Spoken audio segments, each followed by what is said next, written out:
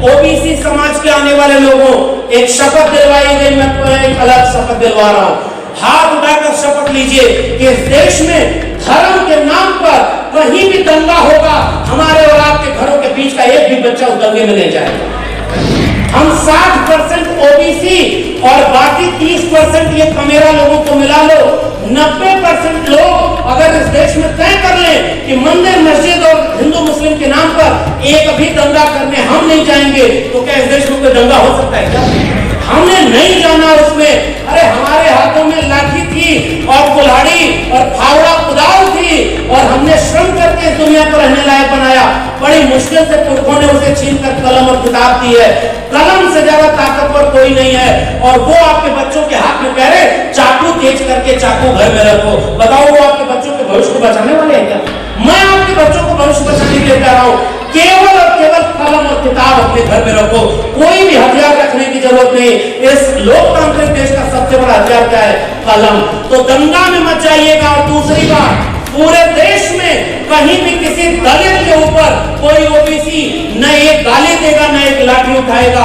वादा करिए आप ओबीसी समाज के लोगों कि आप दलित और आदिवासी के खिलाफ एक कदम नहीं उठाएंगे। कोई देंगे तो आपको माला पहना चले जाएगा, मुकदमा आएगा तो झेलेगा कौन? ओबीसी समाज के लोगों को मैं भी अच्छे से जानता हूं। अभी आपका इम्तिहान बाकी है। आपको अगर साथ खड़ा होना है तो उस दिन खड़ा होइए उस बच्चे के साथ जिसने लिख दिया था कि फूलन देवी को याद करते हुए आपको खड़ा होना चाहिए था उसके साथ। सबसे बड़ी जरूरी चीज ये है, गुस्सा सही जगह और सही तरीके से निकालना होगा। वो लोग तो तैयार बैठे हैं भाई मुकदमा और बुलडोजर लेकर के। हम मौका देंगे तो मुकदमा किया जाएगा, आपका घर गिराया जाएगा। और दावे से कह रहा हूं 90% बहुजन एकता की बात करने वालों, दलितों का घर गिराया गया तो कोई आंदोलन करने वाला माने गया। ओबीसी का घर गिराया जाएगा, आपको बचाने कोई नहीं आएगा। डर सबसे बड़ी चीज है, उनके हाथ में सत्ता है। आज अगर कबीर, रैदास, पलटू दादू, भीखा, बुल्ले शाह, बाबा फरीद होते तो या तो उनके नाम का क्या फरमान आता, मन्ना रंगाए रंगाए जोगी कपड़ा नाम से इनकी जवान काटने वाले को 21 लाख रुपया दिया जाएगा, इनकी गर्दन काटने वाले को 1 करोड़ दिया जाएगा। अरे अगर इस देश में ईडी, सीबीआई और इनकम टैक्स डिपार्टमेंट का है कोई वजूद तो भेजो उन बाबाओं के घर और पूछो कि 1 करोड़ रुपया आपके घर आया कहां से, जो इनाम देने के लिए आप बोल रहे हैं। आपका समाज अभी क्रांति करने के लिए तैयार नहीं है। अभी वो एक बाबा से अपनी किस्मत पढ़वाने के लिए लाखों की भीड़ में और रुद्राक्ष लेने के लिए जा रहा है और आप उसके लिए मुकदमा खेलने जा रहे हैं। आप क्यों अभी अपना जोखिम ले रहे हैं? इस हॉल में और इस वीडियो को देखने वाले लोगों को मेरा सबसे पहला पैगाम, दिल्ली विश्वविद्यालय में पढ़ाता हूं और अभी ठेके पर प्रोफेसर हूं, परमानेंट नहीं हुआ। सब जैसे अग्निवीर आया ना 4 साल में सेना का सिपाही, वैसे ही शिक्षावीर हूं, कलम का सिपाही। अरे आप लड़ते रहे कि लोधी आगे गया कि यादव, मौर्य आगे गया कि कुशवाहा, और सैनी और राजभर कहां रह गए, और उधर सारी मलाई कौन खा गया? जो आपके बच्चों को बताने आता है कि जब परीक्षा आए तो बेलपत्री पर शहद लगाकर शिवलिंग पर लगा दो, बच्चा पास हो जाएगा। और अपने बच्चे को ऑक्सफोर्ड, कैम्ब्रिज और दिल्ली यूनिवर्सिटी, जेएनयू में पढ़ा रहे हैं। कौन से प्रदेश में हुई कांवड़ ढोने वालों को हेलीकॉप्टर से वर्षा? किस प्रदेश में हुई? उत्तर प्रदेश का कौन सा विश्वविद्यालय देश का सबसे अच्छे विश्वविद्यालय में शुमार है? कोई है तो नाम बताइए। उत्तर प्रदेश में कौन सी ऐसी फैक्ट्री है जो देश में सबसे आगे है? उत्तर प्रदेश सबसे ज्यादा रोजगार में, शिक्षा में, महंगाई, बेरोजगारी में कहीं ऊपर है? ऊपर कौन है? हेलीकॉप्टर, और नीचे क्या है? बुलडोजर, और उसके बीच में कौन खड़ा है? इस देश का SC/ST ओबीसी। सीधी और कड़वी बात केवल गुजारिश करके जा रहा हूं।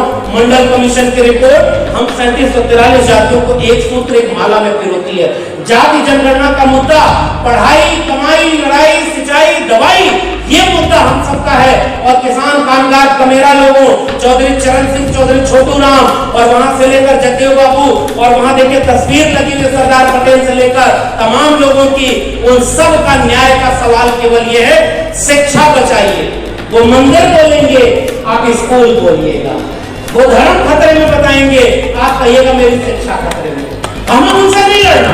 आपको धर्म बचाना है, आप धर्म बचाइए। मुझे दिल्ली विश्वविद्यालय बचाना होगा, मैं दिल्ली विश्वविद्यालय बचाऊंगा।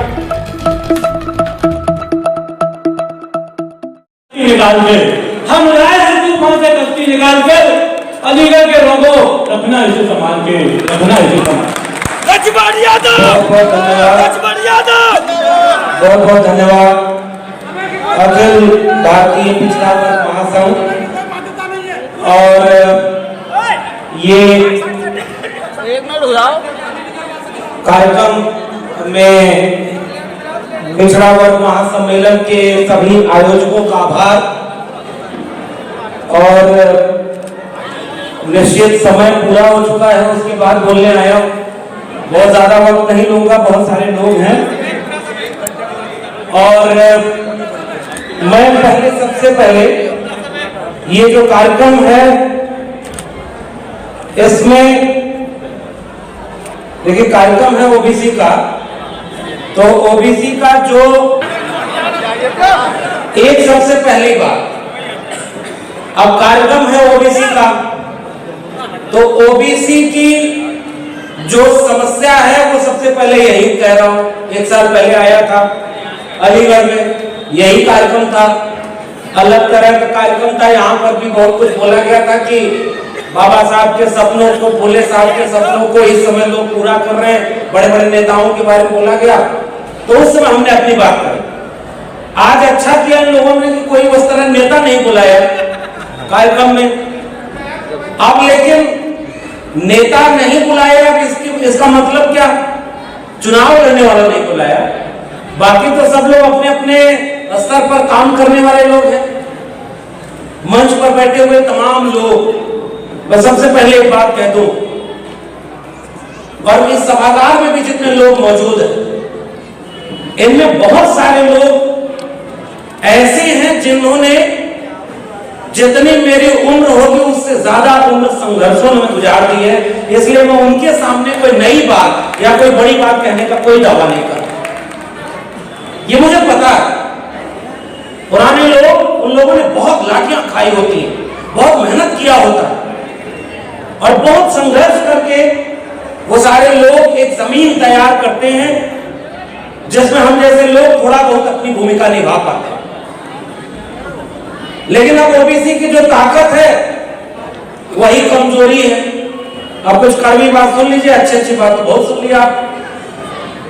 देखिए, ओबीसी में सबसे अच्छी बात आज के कार्यक्रम की क्या है?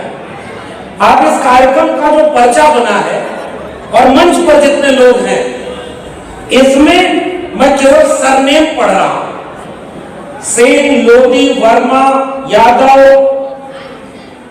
आर्या, माहौर, प्रजापति, कश्यप, बघेल, और उसके बाद नीचे निषाद, सैनी और तमाम जातियों के लोग एक गुलदस्ते की तरह इस मंच पर बिठाए गए। सबसे पहले मैं आयोजकों को बहुत सैल्यूट करता हूं कि वाकई ओबीसी का कार्यक्रम ऐसा ही होना चाहिए। जितने तरह के लोग हैं सबको बराबर की हिस्सेदारी, बराबर का सम्मान और बराबर की जगह मिलनी चाहिए। तो इसलिए सबसे पहले इस आयोजन को करने वाले सभी आयोजकों को मेरी बहुत बधाई कि ऐसे ही ये कार्यक्रम होना चाहिए जिसमें सब तरह के लोगों को जोड़ा जाए। अब समस्या क्या है? अभी भी मैं इसमें पूछूं, 3743 जातियां हैं, 37 जाति का भी प्रतिनिधित्व तो नहीं हुआ है। आप बताइए, आप क्या करेंगे? जो नहीं है उसकी नाराजगी कौन झेलेगा? और जो नहीं है उसकी वजह कौन है? वो व्यक्ति जो यहां नहीं हो पाया, कोई नाई समाज का, कोई राजभर समाज का, कोई और ऐसी 3743 जातियों में कितनी जातियों का नाम हम जानते हैं। और मैं तो ओबीसी समाज में ऐसी जाति से हूं जिसको लेकर के बहुत कुछ कहना आसान है मेरे लिए। ये एक बहुत बड़ा संकट है हमारे सामने कि हम उन लोगों की एकजुटता की बात कर रहे हैं जिनकी एकजुटता कर पाना बहुत मुश्किल है। इन सारी जातियों में बहुत सारे लोग ऐसे हैं जिनका अपना कल्चर, अपनी चीजें सब अलग हैं, और तमाम ऐसी ओबीसी की जातियां हैं जिनका कल्चर, जिनकी संख्या, जिनकी समस्या, सब कुछ ओबीसी की तमाम उन जातियों से बिल्कुल अलग है जो सबसे ज्यादा दिखने वाली ओबीसी की जातियां हैं। फिर आपकी यूनिटी कैसे बनेगी? ये चुनौती है। और ये चुनौती आपको झेलना होगा। अब इतने सारे लोगों को आप वक्ता बनाए तो मुझे भी खराब लगेगा कि मैं ज्यादा बोलूं और कोई कम बोले, ये हमारे लिए भी ठीक नहीं लगता। भले ही आप कहें कि नहीं भाई आप बोलिए, मैं अच्छा भाषण दे लेता हूं, इसका अर्थ कतई नहीं कि मैं ज्यादा समय ले लूं और बाकी जो बहुत वरिष्ठ लोग हैं उनको समय न मिल पाए। इसलिए मैं गुजारिश करूंगा, जितने लोग, गनीमत इतने हुई कि मंच पर ज्यादा लोग नहीं हुए, श्रोता से ज्यादा तो वक्ता हो जाते हैं हमारे कार्यक्रमों में, और ये मजबूरी है। कोई किसी की लीडरशिप क्यों माने, ये कड़वी बात कह रहा हूं। कोई किसी की लीडरशिप क्यों माने भाई, और ये हमारे सामने दिखता है। अब अगर ये बताइए कि जातियों के नाम पर अगर लीडरशिप देंगे तो क्या कोई ओबीसी एकता कभी संभव है? कोई यादव लोधी का, लोधी यादव का, निषाद राजभर का, राजभर सैनी का कोई लीडरशिप एक्सेप्ट करने को तैयार है? नहीं है। एक समय आया, बाबा साहब ने कहा एनिहिलेशन ऑफ कास्ट, जातियों को खत्म करो।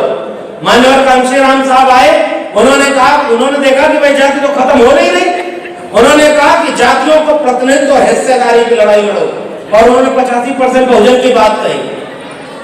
जाति खत्म होने की लड़ाई जातियों की हिस्सेदारी तक आई है। अब मेरे सवाल का जवाब दीजिए, अगर सब जातियों में एक राजनीतिक चेतना पैदा होगी तो आप किसी जाति के साथ अगर सम्मान और बराबरी का रिश्ता नहीं बनाएंगे तो वो जाति आपके विरोध के साथ खड़ी हो जाएगी कि नहीं?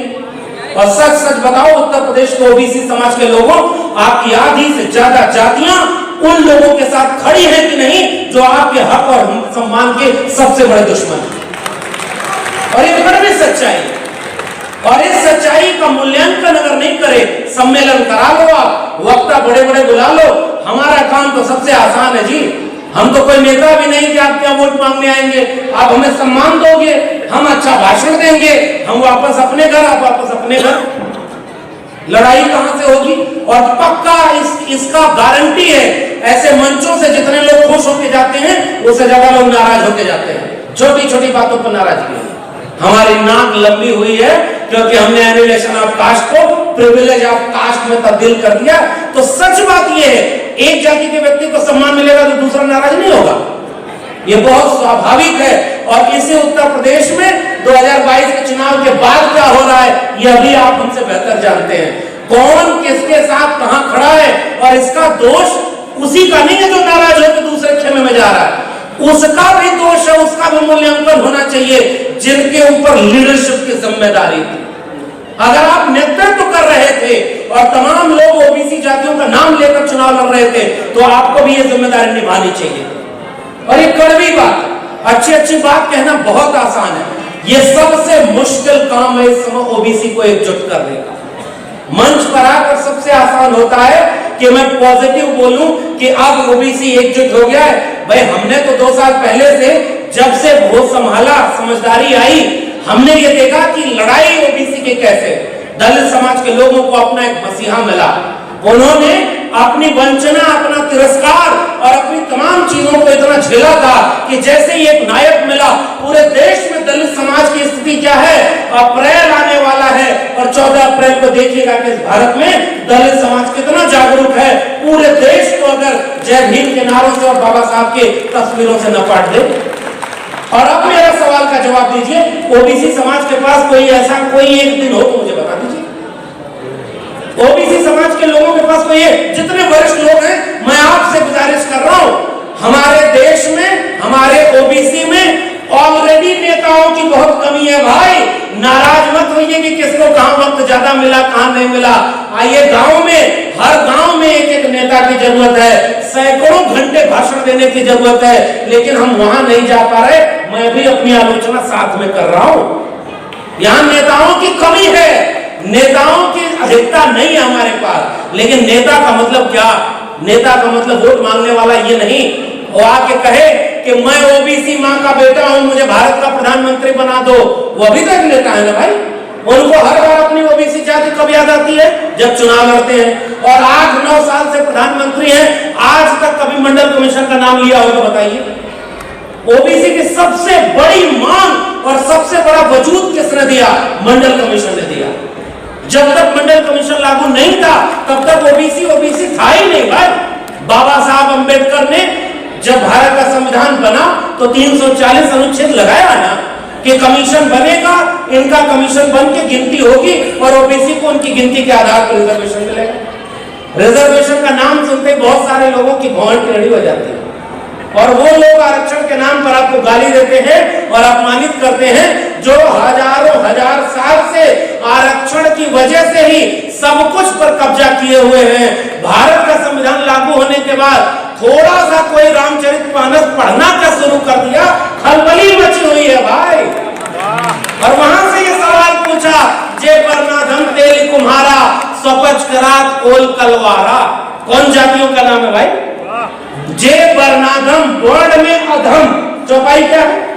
अरे भाई आप इस देश का नमूना कौन देखिए, एक चौपा एक ग्रंथ है जिसमें आपकी जातियों का नाम लिखा हुआ है। क्या लिखा हुआ है? तेली कुम्हारा स्वपच किरात कोल कलवारा। अच्छा, मुझको टीवी वाले बुलाते नहीं क्योंकि मेरी तो पीएचडी ही तुलसीदास पर है, वो तो उनको बुलाएंगे जो अचानक। अब मैं उसमें भी कुछ नहीं कहूंगा, मैं तो कार्यक्रम करके चला जाऊंगा और आपका क्या होगा? मैं तो कबीर साहब का इसलिए दुआ पढ़ रहा हूं, मना रंगाए रंगाए जोगी कपड़ा, आसन मार मंदिर में बैठे और ब्रह्म छोड़ पूजन लागे पथरा। अब इससे आगे नहीं बोलूंगा। कबीर साहब आज होते तो आज जो माला तो कर में फिरे, जीव फिरे मुख माए और मनवा तो 34 फिरे, यह तो सुमिरन नाय। किसने लिखा? कबीर साहब ने लिखा। दुनिया ऐसी बावली पाथर पूजे जाए और भगने नहीं मत करिए ना, जब दुनिया ऐसे कौन देंगे तो आप तो माला पहना चले जाएंगे, मुकदमा आएगा तो झेलेगा कौन? ये ओबीसी समाज के लोगों को मैं भी अच्छे से जानता हूं। अभी आपका इम्तिहान बाकी है, आपको अगर साथ खड़ा होना है तो उस दिन खड़ा होइए उस बच्चे के साथ जिसने लिख दिया था कि फूलन देवी को याद करते हुए आपको खड़ा होना चाहिए था उसके साथ। सबसे बड़ी जरूरी चीज ये है, और उस लड़के ने, मैं उसको भी एक राय दे रहा हूं, गुस्सा सही जगह और सही तरीके से निकालना होगा। वो लोग तो तैयार बैठे हैं भाई मुकदमा और बुलडोजर लेकर के, हम मौका देंगे तो मुकदमा किया जाएगा, आपका घर गिराया जाएगा। और दावे से कह रहा हूं 90% बहुजन एकता की बात करने वालों, दलितों का घर गिराया गया तो कोई आंदोलन करने वाला वहां नहीं गया। ओबीसी का घर गिराया जाएगा, आपको बचाने कोई नहीं आएगा। डर सबसे बड़ी चीज है, उनके हाथ में सत्ता है, आप उनसे लड़ने जा रहे हैं, पुलिस उनके हाथ में, चुनाव आयोग उनके हाथ में, कोर्ट कचहरी में क्या फैसले हो रहे हैं उस पर भी टिप्पणी नहीं करूंगा। जज लोगों का कार्यक्रम था, 1-1.5 घंटा एक्स्ट्रा हमारा समय खा गए, अब उन पर बोल करके मुकदमा थोड़ी हमें खाना। भाई जज को तो और अनुशासित होना चाहिए था, मैं नहीं बोल रहा हूं, मैं एक सलाह दे रहा हूं उस बच्चे और उस नौजवान को और उसके जैसे तमाम लोगों को। कौन सी बात कहां कैसे कही जाती है, इसका सलीका हो तो हर बात सुनी जाती है। और एक बिगड़ी हुई औलाद भला क्या जाने कैसे माँ बाप के चेहरे से हंसी जाती है। और आपको ये सलीका सीखना होगा। मैं इसलिए आपको कबीर का नाम याद दिला रहा हूं। रैदास ने कहा, जस केलन के पात में पात, 10 मानुष के जात में जात। रैदास मानुष न जुड़े जब तक जाति न जात। बुल्ले शाह बाबा फरीद ने कहा, मन चंगा तो कटौती ने गंगा। और कहा, मक्का गयो गल मुक्ति दाई, 100 हज कर आइया और गंगा गयो गल मुक्ति नहीं, और लाखों डुबकी खाइया। और वो क्या बोल रहे हैं, पोथी पढ़ जग मुआ पंडित भयान कोय, और 2.5 आकर प्रेम का पढ़े सो पंडित होए। अब मेरी बात बहुत गौर से सुनिएगा। आज अगर कबीर, रैदास, पलटू दादू, भीखा, बुल्ले शाह बाबा फरीद होते तो या तो उनके नाम का क्या फरमान आता, मन ना रंगाए रंगाए जोगी कपड़ा नाम से इनकी जबान काटने वाले को 21 लाख रुपया दिया जाएगा, इनकी गर्दन काटने वाले को 1 करोड़ दिया जाएगा। अरे अगर इस देश में ईडी, सीबीआई और इनकम टैक्स डिपार्टमेंट का है कोई वजूद तो भेजो उन बाबाओं के घर और पूछो कि 1 करोड़ रुपया आपके घर आया कहां से, जो इनाम देने के लिए आप बोल रहे हैं। लेकिन मैं उनके खिलाफ भी नहीं बोलूंगा, वो उनका फर्ज है वो बोले। हम कह रहे हैं अगर आज कबीर होते तो ये फरमान सुनाया जाता ना, वक्त बदल गया है, इसलिए ऐसा बोलिए जिससे आपके खिलाफ कोई आपको मुकदमा जेल में न डाले। करियर बनाओ भाई। इस उम्र में आपको अगर सस्पेंड कर दिया गया और आपने 2 लाइन फेसबुक पर लिख दिया तो फूलन देवी को न्याय मिल गया क्या उससे? या आपके समाज के लोग जाग गए क्या कि फूलन देवी को अपना नायक बनाएंगे? आपका समाज अभी क्रांति करने के लिए तैयार नहीं है। अभी वो एक बाबा से अपनी किस्मत पढ़वाने के लिए लाखों की भीड़ में और रुद्राक्ष लेने के लिए जा रहा है, और आप उसके लिए मुकदमा झेलने जा रहे हैं। आप क्यों अभी अपना जोखिम ले रहे हैं? इस हॉल में और इस वीडियो को देखने वाले लोगों को मेरा सबसे पहला पैगाम, दिल्ली विश्वविद्यालय में पढ़ाता हूं और अभी ठेके पर प्रोफेसर हूं, परमानेंट नहीं हुआ। सब जैसे अग्निवीर आया ना 4 साल में सेना का सिपाही, वैसे ही शिक्षावीर हूं, कलम का सिपाही। सच बोलने पे मारे जाने वाले लोग हमारे यहाँ नई शिक्षा नीति 2020 ने इस देश में 40% सिलेबस ऑनलाइन मोड में किया है। कभी इस देश में कोई क्रांति हुई क्या? इस देश के स्कूल कॉलेज विश्वविद्यालय को अंबानी और अडानी जैसे पूंजीपतियों के हाथों में बेच दिया गया। इस देश का कोई सड़क पर उतरा क्या? अरे भाई नहीं उतरेगा। जिसकी जेब में पैसा होगा वो अपने बच्चों को प्राइवेट स्कूल में पढ़ाएंगे, अशोका, गलगोटिया, लवली प्रोफेशनल में पढ़ाएंगे और उसके बाद ऑक्सफोर्ड और कैम्ब्रिज भेज देंगे और आपके बच्चों को कहेंगे कि चलो किसी जुनैद को खोजो और उसकी गाड़ी जला करके इस देश को हिंदू राष्ट्र बनाना है।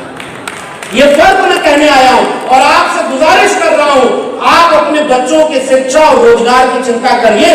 देश की चिंता, धर्म की चिंता और तमाम तरह की चिंता करने के लिए बहुत सारे लोग इस देश में बड़े बड़े बैठे हैं। इसलिए उस नौजवान को मेरी गुजारिश है, तुम कितना भी कड़वा बात लिख दो, उससे बदलाव क्या आया? और मैं जानता हूं मेरी पोस्ट शेयर करने वालों की नौकरी चली गई। मैंने उनसे भी हाथ जोड़ करके कहा, क्योंकि हम दिल्ली विश्वविद्यालय के एक प्रोफेसर हैं तो हम गवर्नमेंट एम्प्लॉय नहीं है, इसलिए हम गवर्नमेंट की आलोचना कर सकते हैं। आपका नौकरी चली गई और मुकदमा है ना कोर्ट में, आपके पीछे कोई वकील खड़ा होने वाला नहीं मिलेगा। इसलिए कोई भी ऐसी बात मत लिखिएगा जिससे मुकदमा हो। अब दूसरी बात, डरा नहीं रहा हूं, तरीका बता रहा हूं चालाकी। आपको अगर यही बात लिखनी है ना कि इस देश में जातिवाद खत्म करना है, इस देश में इंसान इंसान का फर्क मिटाना है, और उस सारी बात को लिखिए कि अगर ब्रह्मा के 4 मुख थे तो वो कैसे स्तनपान करते थे। ये मैं नहीं पूछ रहा, महात्मा ज्योतिबा फुले गुलामगिरी में पूछ रहे। पेज नंबर कितना? भारत सरकार और यूपी गवर्नमेंट को मुकदमा करना है तो मेरे ऊपर नहीं, चलो पहले ज्योतिबा फुले के ऊपर मुकदमा करो। अरे आपके महापुरुषों ने इतनी आलोचना कर दी है कि हम और आपकी बिसात क्या है, हमने पढ़ाई नहीं की इसलिए लड़ाई लड़ने हमको नहीं आता। इसलिए मेरी गुजारिश है, बहुत खराब वक्त है, रणनीति बदलने का वक्त है। जितने नौजवान यहाँ पर हैं, अरे भाई अभी आप क्रांति करने मत जाओ। जो आपके पिताजी की उम्र वाले हैं उनको जाके कहो कि आप क्रांति करो, आप अपना करियर बनाना। क्योंकि केवल जाति को खत्म करना डॉक्टर अंबेडकर, डॉक्टर लोहिया का मिशन नहीं था। इस देश में 90% अगर SC, ST, OBC और पसमानदा लोग हैं तो इस देश में 90% IAS, IPS, वकील, जज, प्रोफेसर, डॉक्टर, इंजीनियर और जमीन का मालिकाना हक भी तो 90% है। अगर आप IAS बनोगे तो भी बाबा साहब के सपनों का भारत बनेगा, अगर IPS बनोगे तो भी बाबा साहब के सपनों का भारत बनेगा। और आपको आजकल कुछ लोग, और मैं भी कह रहा हूं, अभी इस देश में कोई जाति खत्म होने वाली नहीं है। अरे इस देश में हनुमान जी की जाति किसने बताई? सच बताइए। किसी नहीं, नाम मत लीजिए, वैचारिक मंच में किसी का नाम नहीं लिया जाता, समझदार को इशारा काफी। हम तो इशारे में कह रहे हैं भाई, हनुमान जी की जाति किसी दलित पिछड़े आदिवासी ने बताई क्या? राष्ट्रपति बनने के बाद राष्ट्रपति कौन जाति का, ये किसी दलित पिछड़े ने बताया क्या? राष्ट्रपति इस बार पहली महिला आदिवासी, ये किसी दलित पिछड़े ने बताया क्या? और सारा जातिवाद का ठीकरा किसके ऊपर खोला जाता है? जैसे अभी इस कार्यक्रम को कोई बाहर से देखे तो वो यही कहेगा, अरे ये सब जातिवादी लोग हैं, पता नहीं कौन सी जाति की बात करते हैं। तो अब तक दलित करते थे, अब तो OBC भी करने लगे। आपको बदनाम किया जाता है और हम बदनाम हो जाते हैं।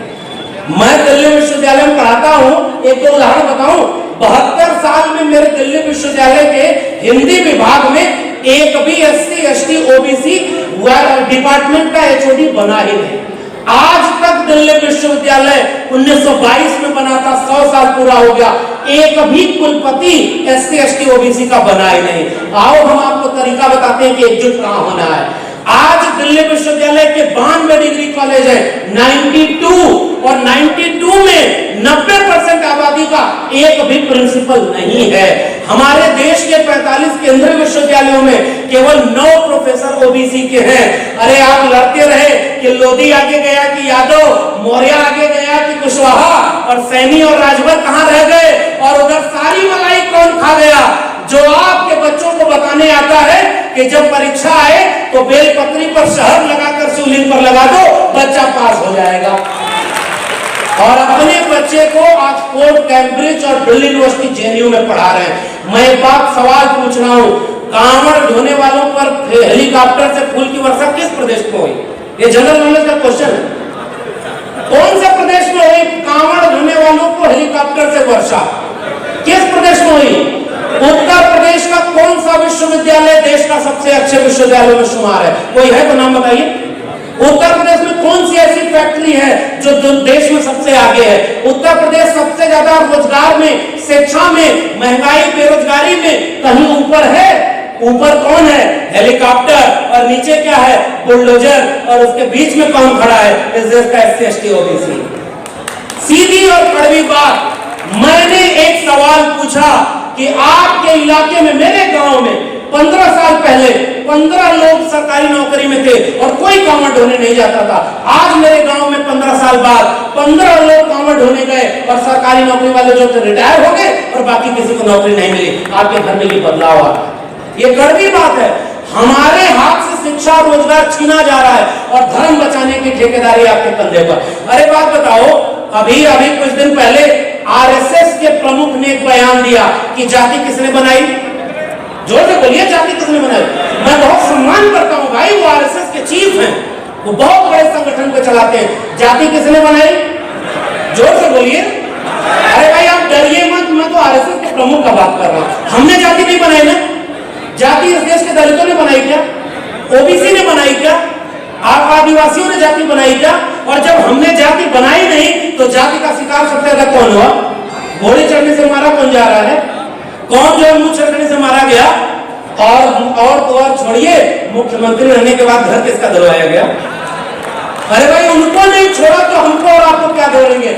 अब नया हुआ है इस प्रदेश में। जैसे पूछा गया, मैंने अपनी PhD में लिखा है कि मेरे सिलेबस में रामचरितमानस एक टेक्स्ट ग्रंथ की तरह है और वहां पर कई चीजें गड़बड़ है क्योंकि मैंने उसका रेफरेंस दिया है, मैंने पूरा रेफरेंस दिया। और मैं एक टीवी डिबेट में बैठा तो जब से मैं पढ़ने लगा कि मेरे दिल्ली विश्वविद्यालय में सिलेबस में पढ़ाया जाता है और इसकी ये आलोचना, इसकी वो आलोचना, तो एक संत भेषधारी व्यक्ति ने कहा नाम लक्ष्मण है और काम रावण वाला कर रहा है। क्यों? क्योंकि आज मैंने सवाल पूछा कि जो जातियों का अपमान है उसको पूछने पर इसी प्रदेश में हो रहा है ना। अच्छा एक बात बताइए, ये डिबेट गलत है क्या? अगर मेरी जाति को कोई नाम लेकर के बोला गया है तो उसको बोलना गलत है क्या? आप भी सम्मानित रहो, हम भी सम्मानित रहें, इसी का नाम है सामाजिक न्याय। और OBC समाज के लोगों, चूंकि वक्त बहुत हो गया है, कार्यक्रम खत्म होने वाला है, एक गुजारिश केवल मैं करने आया हूं। आप एकजुट जानते हैं किस चीज पर होंगे? जब तक यादव, कुर्मी, कोयरी और सैनी, पाल, बघेल और लोधी, कश्यप, निषाद, कुशवाहा, राजभर और ये सारी जातियों में बटे रहेंगे, आप एकजुट नहीं हो सकते। आप एकजुट किस जगह पे होंगे कि OBC समाज के प्रोफेसर कहां? अरे भाई इस प्रदेश में आकर बोला गया ना कि सारा हक यादवों ने ले लिया, तो बताओ यादव कितने वाइस चांसलर हैं, कितने वकील हैं, कितने जज हैं? इसलिए एकजुट होने का रास्ता कहां है पता है? सबकी हिस्सेदारी और भागीदारी केवल, और कोई सामाजिक न्याय का सवाल किसी भी जाति के खिलाफ नहीं है। इस देश में कुछ लोग कह रहे हैं कि हम ब्राह्मणों के खिलाफ है। नहीं भाई, हम तो किसी के खिलाफ नहीं है। जितना सम्मान ब्राह्मण का उतना सम्मान शूद्र का। इसी लड़ाई का नाम है सामाजिक न्याय की लड़ाई, जिसमें समता की चाह नहीं, वह बढ़िया इंसान नहीं। समता बिना समाज नहीं और बिन समाज जंगराज नहीं। इतनी लड़ाई हमारी। और लड़ाई किस बात की? जो कोई जाति के नाम पर श्रेष्ठ न हो, कोई जाति के नाम पर अपमानित न हो, यही लड़ाई हमारी है। जितना हिस्सा पुरुषों का है उतना हिस्सा महिलाओं का है, जितना हिस्सा दलितों का है उतना हिस्सा आदिवासियों का है, उतना OBC का है। तो OBC किस जो बात पर एकजुट होगा वो क्या है? जाति जनगणना की लड़ाई। केवल एकमात्र सूत्र है जाति जनगणना। अगर जाति इस देश में है और जाति सब लोग अपने नाम के आगे लगाते हैं तो जातियों को गिन लेने में कोई बुराई है क्या? जातियों को गिन लेने में कोई बुराई है क्या? और हो सकता है कि यादव लोग जो अपने जरूरत से ज्यादा ले लिए होंगे उनसे रिजर्वेशन छीन लीजिएगा, ये तो आपके हक में है। जाति जनगणना करवाओ और क्लियर बता दो ये देश किसका है। हम भारत के लोग बाबा साहब डॉक्टर अंबेडकर, राम मनोहर लोहिया, बाबू जगदेव प्रसाद कुशवाहा, रामस्वरूप वर्मा, और आज एक नायक का जयंती पर्व है। बताइए किसका है? आज किसकी जयंती है? छत्रपति शिवाजी महाराज के। और एक किस्सा सुना दो, वक्त तो खत्म हो गया है, लेकिन एक लाइन। छत्रपति शिवाजी महाराज मराठा थे। आज कुछ लोग उनको नायक मानते हैं और राज्याभिषेक करने से किसी ने मना कर दिया था। इतिहास पढ़ाई नहीं आपने? पढ़ाई नहीं? जोर से बोलिए। उनका राज्याभिषेक करने से किसी ने क्यों मना किया? क्योंकि उसकी जाति। अब मैं आगे कुछ नहीं बोलूंगा, केवल गुजारिश करके जा रहा हूं। मंडल कमीशन की रिपोर्ट हम 3743 जातियों को एक सूत्र एक माला में पिरोती है। जाति जनगणना का मुद्दा पढ़ाई, कमाई, लड़ाई, सिंचाई, दवाई, ये मुद्दा हम सबका है। और किसान, कामगार, कमेरा लोगों, चौधरी चरण सिंह, चौधरी छोटू राम, और वहां से लेकर जगदेव बाबू, और वहां देखिए तस्वीर लगी हुई सरदार पटेल से लेकर तमाम लोगों की, उन सब का न्याय का सवाल केवल ये है, शिक्षा बचाइए। वो मंदिर बोलेंगे, आप स्कूल बोलिएगा। वो धर्म खतरे में बताएंगे, आप कहिएगा मेरी शिक्षा खतरे में। हमें उनसे नहीं लड़ना। आपको धर्म बचाना है, आप धर्म बचाइए। मुझे दिल्ली विश्वविद्यालय बचाना होगा, मैं दिल्ली विश्वविद्यालय बचाऊंगा। क्लियर कट, हमें उनसे लड़ना नहीं। आप कहेंगे कि हम मंदिर बनवा रहे, हम कहेंगे हमें हॉस्पिटल चाहिए। केवल ये, जिसको मंदिर में जाना होगा वो मंदिर में जाएगा, और जिसको हॉस्पिटल में जाना होगा वो हॉस्पिटल में जाएगा। हमें स्कूल, कॉलेज, विश्वविद्यालय की लड़ाई, पढ़ाई और कमाई की लड़ाई, हक, अधिकार, स्वाभिमान की लड़ाई, हम सारे लोगों की 90% लोगों की लड़ाई है। आखिरी वाक्य, ओबीसी समाज के आने वाले लोगों, एक शपथ दिलवाई गई, मैं एक अलग शपथ दिलवा रहा हूं। हाथ उठाकर शपथ लीजिए कि इस देश में धर्म के नाम पर कहीं भी दंगा होगा, हमारे और आपके घरों के बीच का एक भी बच्चा उस दंगे में नहीं जाएगा, नहीं जाएगा एक भी बच्चा। ये हमारा शपथ है। हम 60% ओबीसी और बाकी 30% ये कमेरा लोगों को मिला लो, 90% लोग अगर इस देश में तय कर लें कि मंदिर, मस्जिद और हिंदू मुस्लिम के नाम पर एक भी दंगा करने हम नहीं जाएंगे, तो क्या इस देश में कोई दंगा हो सकता है क्या? हमने नहीं जाना उसमें। अरे हमारे हाथों में लाठी थी और कुल्हाड़ी और फावड़ा कुदाल थी, और हमने श्रम करके इस दुनिया पर रहने लायक बनाया। बड़ी मुश्किल से पुरखों ने उसे छीनकर कलम और किताब दी है। कलम से ज्यादा ताकतवर कोई नहीं है। और वो आपके बच्चों के हाथ में कह रहे चाकू तेज करके चाकू घर में रखो। बताओ वो आपके बच्चों के भविष्य को बचाने वाले हैं क्या? मैं आपके बच्चों को भविष्य बचाने के लिए कह रहा हूं, केवल और केवल कलम और किताब अपने घर में रखो, कोई भी हथियार रखने की जरूरत नहीं। इस लोकतांत्रिक देश का सबसे बड़ा हथियार क्या है? कलम। तो दंगा में मत जाइएगा। और दूसरी बात, पूरे देश में कहीं भी किसी दलित के ऊपर कोई ओबीसी न एक गाली देगा, न एक लाठी उठाएगा। वादा करिए आप ओबीसी समाज के लोगों कि आप दलित और आदिवासी के खिलाफ एक कदम नहीं उठाएंगे। ये सबसे जरूरी है भाई। बड़ी बड़ी बातें करना अलग बात है, हमसे जो गुनाह हुआ उसे सुधारना जरूरी है। दंगे में नहीं जाएंगे, किसी अपने से कमजोर को मारेंगे नहीं, सताएंगे नहीं, और ताकतवर से लड़ना नहीं है, बराबरी का हक बना लेना है। केवल इसी गुजारिश के साथ अलीगढ़ के लोगों, हमारे पुरखों ने मोहब्बत प्यार का भारत बनाया। आप पढ़ लेना, डॉक्टर अंबेडकर, गौतम बुद्ध से लेकर कबीर, रैदास, पलटू दादू, भीखा बुल्ले शाह, बाबा फरीद, नारायण गुरु जसवंत और चोखा मेला, और महात्मा ज्योतिबा फुले, साहू जी महाराज, डॉक्टर भीमराव अम्बेडकर, डॉक्टर राम मनोहर लोहिया, किसी एक ने भी लाठी, बंदूक, पिस्तौल, हत्या की कोई बात नहीं की, मोहब्बत की बात की है। आओ, हमारे गुलशन को कोई उजाड़ने के लिए खड़ा है। वो चाहते हैं कि दंगा हो, वो चाहते हैं कि धर्म खतरे में बताया जाए। अलीगढ़ के लोगों में गुजारिश करके जा रहा हूं, न हिंदू खतरे में है, न धर्म खतरे में है, लेकिन आपके बच्चों का भविष्य और भारत का संविधान खतरे में है। केवल और केवल उसे बचाइए। हम मोहब्बत प्यार का भारत बनाएंगे, मिलकर गले लड़ेंगे और बराबरी का भारत बनाएंगे। बहुत बहुत धन्यवाद। जय भीम, जय मंडल, संविधान जिंदाबाद, कुल गुलाम जिंदाबाद, इंकलाब जिंदाबाद।